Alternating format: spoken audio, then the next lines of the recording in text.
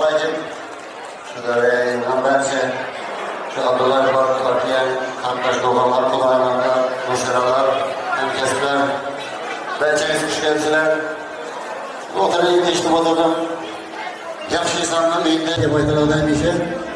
Rahmetli İbrahim Ağam, Rastanam hakikaten bir hak var ve zor insana, doğrusuna çıkıyor. Şu yıldır, şu insan doğrusunda bir yaxşı fikirler bildirilip ötüldü.